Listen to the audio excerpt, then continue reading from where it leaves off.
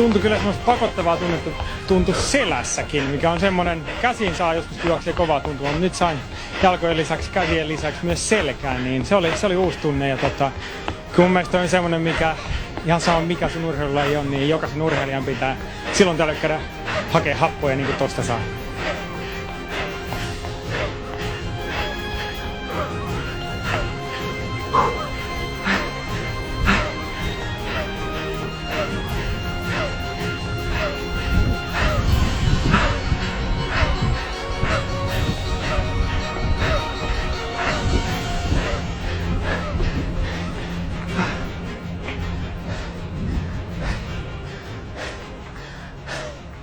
Hetken aikaa kestää ennen kuin saa yhtään sanaa suusta.